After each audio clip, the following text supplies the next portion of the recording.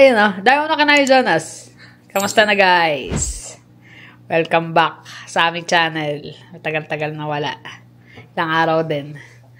Nanlibre si Jonas ng ng kidjo. Busog. Di maganda ubos eh. Pero mura kasi. Nakasale sila eh. Anniversary, 20th anniversary. Kaya nakasale yung mga ramen nila. Halos lahat pati itong chicken less.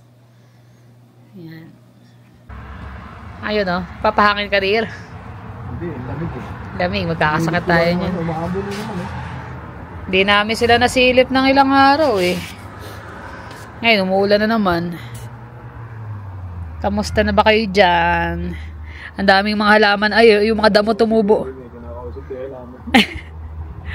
Kailangan nga talaga kakausapin mo yung halaman eh. Para lalago sila. Oo. Laguna Tinan mo yung ice plant. Napakakapal na. Yung ice plant, ayun yung nasa gitna na yun eh. Matatakpan na yung creeping time. Di bali pag umaraw-araw sa mga sunod na araw. Huli din yata yun eh. Oo, huli time. Ito, wala na. Tapos na yung mga lili na nandito. Naubos na yung bulaklak. Ito na lang. Yung blooming onion, ayan. Yung oriental onion pala, blooming onion. Ang lago. Let's go, di rumulan na. Baka magkasakit ulit tayo niyan. Yun. Sarap sana sa labas eh. Kaya lang maambon na. Mukhang magiging maulan na naman ng linggo ngayon. Ilang araw din kaming hindi nakapag-upload dahil sa... Tatlong upload sila. Dalawa. Dalawa. Hindi nakapag-upload at na mga masama ang pakiramdam. Nagkasakit. Nauna ako. Sumunod doon dalawang magkuya. Ako ngayon. Ako siya. Tsaka yung last week, daming trabaho.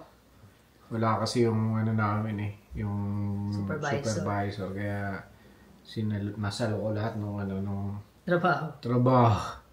Tapos kinukumbinsi ako nung mga ilang manager doon na kunin ko na rin yung course.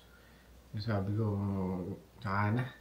Nagagawa rin naman. Tsaka minsan lang din naman magbakasyon si Sabi niya, that would look good in your resume. Which is totoo naman talaga. Oo, ganun talaga. Lalo kung plano mo lumipat, mag-inspector ka na lang. Pagkakataon yun. Ang mahirap kasi dun yung yung pagkakuha mo ng level 1, level 2 kagad. Re-review ka uli. Kunin mo uli kagad. Kumbaga hindi ka pa napapamiliarize din sa level 1. Pero sabi ni James, yung mga ginagawa ko pang level 1 na rin. So, madali na. Ginagawa ko siguro. Actual naman nata yung exam eh. Actual ba? O yung kasi kasama ko nga, di ba nga si Rob, siya yung unang kumuha. Yung magkano yan, di ba? 8,000 yata.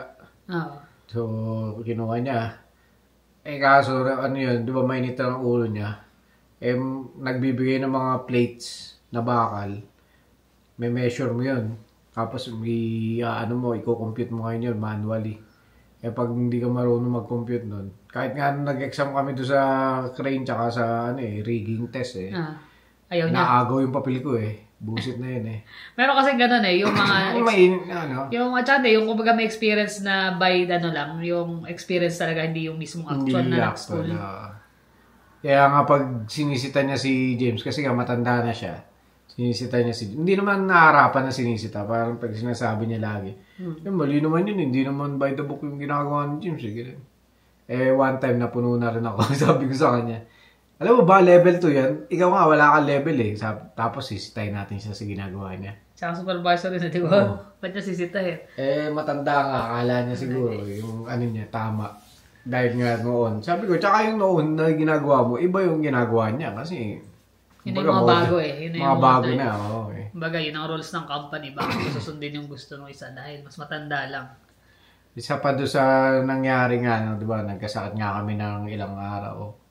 Ako pumapasok pa rin ako nun nung one time Friday nanonood ako tapos nakabihis na ba ako? Hindi pa, nakatulog lang ako doon sa Nakatulog ako sa sopa nanonood. Tapos sila, masama yung pakaramdam nila, umakyat na sila. Ako na lang mag-isa dito sa sopa. So, mga 12 plus na yan, Mga 12 plus na.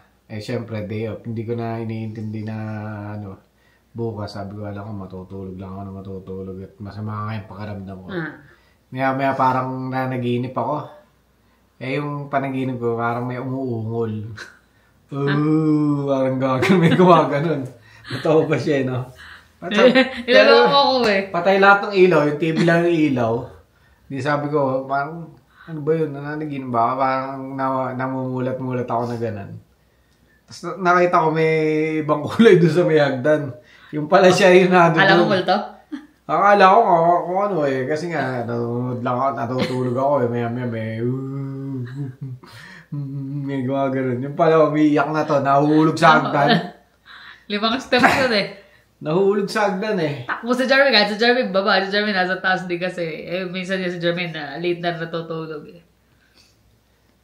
Yung pala, nagising siya sa hagulgul ko na. Si Jeremy na nagulat. Kasi bugugugug. Dire-diretso talaga ako sa baba eh. Lagi naman ako Buti hindi ka nahulog doon sa mahaba, tapos pumalo ka dyan, tapos nahulog ka ulit. So, Di ba? Pwede mangyari na. hindi ko rin alam eh kung ano nangyari. Parang ang dulas. Usual naman kasi, kahit mapatay ang ilaw, wala lang sa akin yan eh. Pero that day, di ko malaman. Parang paghakbang ko nung usapang biglang dumiretso yung pa ako Ako nahulog, di ba? 2 beses na na-split pa ako doon sa pangalawa. Na-split ako eh. Buti na lang napigil. Sa akin wala eh. Ingatan ko kasi ulo ko eh. Ang isip ko kagad, ulo ko. Ito, sakit sa kanya. Balakang niya. Balakang hanggang dito sa may tagilira. Ito yung Pero humagpas wala naman nabali, no? Wala naman. Kung ano hindi Dadaling ko na nga dapat siya sa ospital eh. Kasi hindi siya makatayo eh. Binuhat namin ni Jeremy. Doon ako tumama sa yung pagdulas ko ganon. Dahil iniingatan ang ulo ko. Ito yung tumama. Nakaganon siya sa eh. Puti na di ako diretso. Alam mo, baby, nakahiga doon. Tapos paano yung diretso yung bagsak ko kasi talaga? Kasi dug. Diretso sa babae. Hindi naman ako agad na napapatayo eh, no? Hindi. Yun nga eh. Kaya sabi ko, parang may umuungol na nalagilip ba ako o ano. Patingin-tingin pa akong gano'n eh. Dito sa Jeremy, pababa na rin eh. Ay, naka. Buti na lang double hit eh. Buti na lang hindi malala yung ano niya.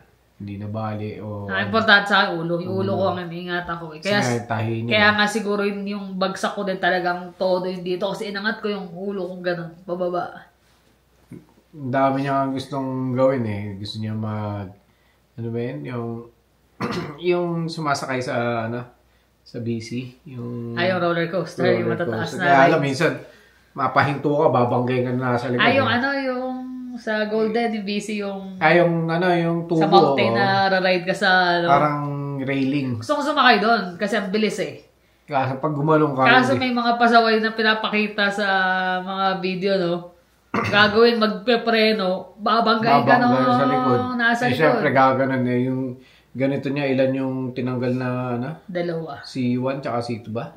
C1, C2 tinanggal. Tapos dito kasi, yung para siyang may hukab na rito eh. Mga lim na nga yun. Dura, lang yun. May lang na dura patch. Dati, yun eh, nung Kalsado eh, no?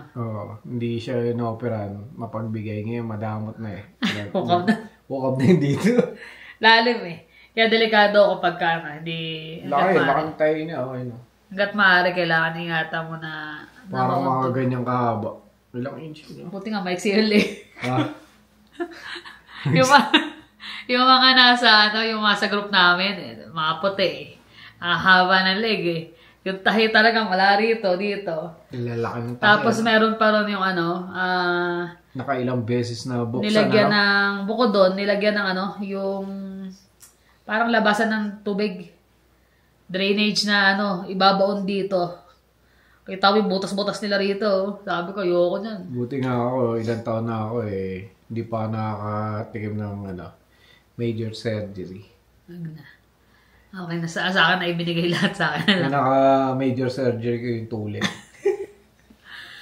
Meron ka naman tayo ito. Hindi ito wala. Yung parang muntik na mapupul yung kamay ko. Wala yun eh. No? Hindi. Ibig sabihin hindi siya vital na ikamamatay mo. Pag di na... Kaya ako talaga iingat eh. Hindi naman kasi nawawala pero syempre mga aksidente, mga... Bahala ko ang baklasin yung rag dyan eh. baklasin kayo. Actually kasi carpet kasi yung sa Yung namin carpet sa pala. hagdan. Kaya kapag ka nakapaka, usually kasi nakapala kami pagdating sa kwarto. Sa taas pala, nagpapa kami. Kaya pag minsan madulas. Kaya na kahit na kami. Nakasapatos ka pa dun. Hindi, may mga tsinelas, di ba? Pagka Kasi kami, hindi kami nag-tsinelas sa carpet eh. Dire-diretso na kami. Pag-apak mo, talaga madudulas ka. Lalo pat na babacuum nung rainbow eh. Oo. Ang ganda nung aplapi uli yung carpet. Yun ang malambot. Malambot, no. Madulas pa. Ayun, nadulas. Nadulas. Kaya babacuum niya lang ni Jeremy yan, di ba? Oo. Yeah. Last week. Yan, sakit ng ko. Hanggang ngayon, pakala mong bugbog eh.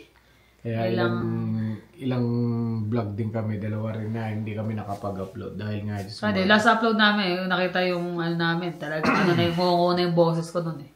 Yun na, sumunod na yung mga bata, tapos siya nga, kaya pahipahinga. Tsaka yung weather, talaga nakita nyo naman sa balita, nag-hail, nag-ulan, baha.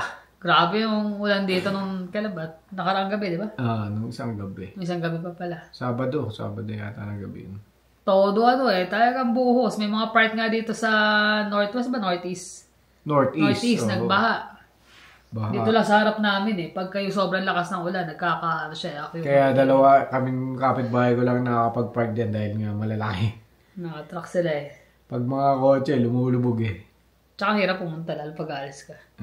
Tapos ang weird pa ng weather dito. After nung gabi na todo, kinabukasan, terik naman ang araw. Wala nga, dahil nga may mga sakit. Hindi man lang kami makaalis. Pag-garden dyan. Pati nga yung ni Ate Carol, di na kami nakapunta eh. Yung birthday. Invite niya eh. Belated happy birthday kay Ate Carol. Tsaka kay Kuya Louie. Kamusta? Actually, nakarapan ang birthday niya. Naano lang namin na bumisita. Pero wala dahil nga ganito. Pakaramdam namin. Hindi na namin tinuloy. Kasi nga, baka mahawa pa sila. Uso pa naman yung mga ganyan sa mga pabago-bago na weather. Kahit sa Pilipinas, nakikita ko sa balita. Kasi nga, lagi lang kami nakatulog, nood ng TV. Yung mga balita dun, talagang bumabaha din eh. Oo. Kanina nga, nakita ko sa Facebook naman, sa Balagtas naman, lubog din. Tubog din. Bilis na bumaha sa atin sa Pinas eh. Parang konting ulan, baha sa bagay. Dito rin eh. Sa may Cochrane nga rin, nakita, di ba? Ang baba dun eh. Kita mo, pababa. Pag galing tayo ng Calgary, pababa. Lahat ng ng tubig nandun ang pasok. Ayan. Kaya ayan, yan ang aming naging ganap sa loob lang ng bahay. Sana ligtas din kayo at maging alerto sa mga sipon-sipon na yan. Kami lagi, hindi kami nawawala ng ng mga gamot. Neocetran, tsaka yung Yun ang effective sa amin, Neocetran. Robitussin. Parang tulog ka agad eh. Yun ang maganda sa Neocetran. Pero siguro kapag kasanay na yung katawan mo, baka hindi na. Pero kami, basta nakaramdam na kami ng ganun. Yun ang ininom namin. May time na talaga na yun, nagdidiretso. Pero hindi siya tumatagal ng 1 linggo or kahit pa paano nawawala. Yung pang hindi ko pa natatry yung NyQuil ba yun? NyQuil. NyQuil din daw. Maganda. Yung katrabaho mo, di ba, yung nagamit? Solve siya. Laging tulog eh. Kaya yun, ilang araw nga rin kami halos tamad kumain. Pero maganda yung ganun eh. Kailangan talaga mag-reset yung katawan mo eh. Yun na, pagpagod, pahinga. Kalimutan naman, although marami tayong bills na binabayaran, lahat naman tayo gustong di ba? Yung pumasok sa trabaho. Pero pag kailangan ng pahinga. Pahinga. Yan ang number 1 priority natin. I-regain yung yung lakas. Kasi kung magkakasakit ka daw. Pag pinilit mo po kasi yung pumasok, pag masama pakaramdam mo, lalo ka imbis na 1-2 araw ka lang mawawala, baka 1 linggo pa. Tama. Mas lalong malaki mawawala. Mas lalo. Lalo kami ngayon, dahil syempre magbabakasyon, kaya kagat maaari. Kailangan walang absent o walang gamitin na leave. Kahit paano kailangan ng Kailangan ng pondo nun. Malaki-laking pondo. Hindi, sabi ka sila namin magbabakasyon na tayo nung minsan din. Tsaka first time nga namin magja-Japan. Kumain na kami ng ramen ngayon. Sabi niya, dapat pala, hindi tayo makain ng ramen ngayon eh. Kaya sabi niya, pag na-Japan, puro ganyan kakainin. Pero hindi, dami talaga eh. Pag napapanood mo, daming pagkain na pwede mo talagang pagkain. i-try. Yun ang abangan natin. tatry namin talaga yung mga yun. I-share naman namin sa inyo, i-vlog namin ang magiging experience namin pagdating doon. Sana lang huwag nang lumindol. Kaya lagi rin lumilindol doon eh. Normal naman daw sa Japan yan eh. Pero excited kami. As in. Sabi nga yan, dapat dinagdagan mo pa yung araw na stay natin doon eh. Kaso parang ang iksi kasi ng ano namin sa Pinas eh. Magiging 3 weeks na lang. Yan talaga. Next time. Next time? Oo. Ipon ulit. Para makabakasyon. Siyempre, habang tumatanda tayo eh. Kailangan natin yun kasi minsan pag naisip mo, pag nung bata ka, kaya ng katawan mo kahit saan ka pumunta, umakyat ka ng bundok, lumangoy ka, ganyan, mag-jogging, tumakbo. Pero wala ka naman perang panggastos, di ba? Wala kang pambili. Kung sa bukso pumunta, wala ka. Kasi bata ka eh. Bata ka pa eh. Ngayon, gagawin mo, magtatrabaho ka, papokus ka sa trabaho para makapag-ipon. Pag nakapagtrabaho ka naman, imbis na makapag-travel ka, nabibili mo yung mga pangangailangan mo, magbubuo ka ng pamilya, ng bahay, ng mga ano. Pero wala kang time. Wala ka namang oras. At saka, siyempre, yung oras mo, bibigay mo sa pamilya mo, di ba? Pagdating ng panahon na meron ka ng pera at may oras ka na, retirado ka na. Wala ka ng lakas. Wala ka ng lakas para maglakad, umakyat ng bundok. Masyal. Depende sa tao. Pero karamihan ng mga cycle ng buhay natin. Yun ang talaga. Yun ang nangyayari. Kasi pagdating sa punto na nakagraduate ka, isip mo maghanap ka ng trabaho. Pag nakatrabaho, doon ka na mag-i-start magbuo ng pamilya. Magbuo ng pamilya, mamili ng mga... Pag nagka-pamilya ka, syempre, priority mo yung pangailangan ng pamilya mo. Hanggang sa trabaho, bayad ng bills, trabaho. Minsan wala nang time talaga na ano. Or may time ka man, wala kang... Natatawa ako sa excellence. Ganun pa siya eh. Wala kang time. Wala ka nang time. Wala na. Late na. May time ka. May time ka. May pera ka. Kaso, matanda na yung katawan mo. Hindi na kaya. Too late na. Kaya kailangan i-balance mo. Balance.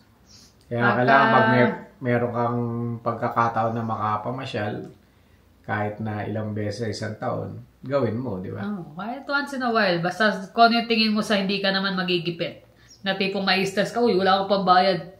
Pero kailangan akong bakasyon. Huwag naman ganun, syempre. Yun nga, yung mga, lalo na yung mga kasama natin sa yung mga kaibigan natin na iba na gusto natin makasama. Kaya lang, syempre tayo, iba't iba tayo ng field ng trabaho eh. Yung sa atin, yung availability natin, iba din. Yung availability mo, hindi mo maibigay. Tapos yung mga, syempre, nag-aano ka ng araw para hindi ka umabsent. Trabaho. Minsan may overtime, ganyan. Hindi mo matugunan yung mga request nila or mga invites nila. Kaya, ganun ang nangyayari sa amin. Kaya pag nagkakaroon kami ng pagkakataon na makalayas, kahit kami dalawa, lalayas kami. Kasi alam namin gaya namin, ngayong araw namin in a week, isang araw lang talaga kami na available na parehong pwedeng umalis. Kasi yun lang day off namin na magkasama. Nagkasakit pa. Tambay sa bahay. Kaya kami may mga kaibigan nga rin kami na ilan-ilan lang naman talaga ang kaibigan namin. Pero pag may time din talaga kami na magkasama-sama, enjoy din naman. Enjoy na. Kasi talagang kainan lang, kwentuhan, kainan. Simple ganun, di naman kailangan na kahit konti salo-salo. Kamustahan, yan. Catch up, kasi nga, tagal di nakikita-kita. Ay, nako. Kaya tayo enjoy lang ang buhay. I-balance natin yung trabaho, pahinga, pasyal. Pero syempre, priority yung kalusugan. Kalusugan natin. Kailangan natin yun para makapapasok. Tsaka nasa sa atin yun eh. Nasa sa bawat isa sa atin yung kalusugan. Kunyari, kalusugan ko. Ako yung may control nun. Hindi pwedeng makontrol ng iba. O hindi nila pwedeng diktahan sa'yo. So, yung pag-limit mo ng pagkain ng matatamis, ng matataba, nasa sa'yo yun. Ikaw yung sarili mong doktor. Yan. Kami kahit pa paano control. Kain. Yan, pag day off, lalo pag kumpleto. Yun lang. Kain. Pero pag yung normal na pasok. Normal na araw. Konti. Kahit ngayong baon niya eh. Hindi na ako nagme-merienda dati. Ang dami kong baon ng mga biskwit eh. Ngayon, hindi na. Pag sinabi na limit ngayon, ilang araw nga halos wala kami kain. Nagbili na sila Jonas eh. Ngayon na tayo kumain. Ngayon lang. Parang 4 days kami na halos tikim-tikim lang. Kahit pa paano, nakabawasan ng timpang. Maganda nga yan eh. Diet. Kaya kumain. Nakakakinig nga lang talaga ng mga tuhod. Pag hindi ka na, pag sanay ka kumakain. Sa akin kasi mabigat yung trabaho eh. Kaya naman may bawod ka talaga. Buti na nga lang at may baon. Hindi pa pwedeng wala kasi wala silang malapit na mabibilihan doon eh. Meron pala nagtitinda sandwich, di ba? Hindi, meron na ngayon yung Best Tim Hortons doon sa Meco. Malayo. Nagdadrive ka pa rin. Unlike nung meron ka ng baon, na doon ka nakakainin mo, init mo na lang, di ba? So, yun lang. Yan lang naman ang aming ganap for today. Mga nakakaraan, wala talaga as in bahay lang. Hindi kami nakapag-upload. Kaya nga, dumadaan tayo sa mga ganyang stage talaga. Hindi lang naman kami lahat. Siyempre, ang hirap naman, no, harap kami sa inyo eh. Tapos, mga lalata-lata. Hindi na namin maikwento yung dapat namin sabihin o ikwento. Pero ngayon, at least okay na. Naka-recover na. Tapos nga, nagpapalakas kasi nga lately wala ka kaming kain-kain. Walang gana. So ngayon, finally, nagiging okay ng mga bata. O halos si Jeremy na lang may konting ubo, no? Si Jonas, medyo okay na.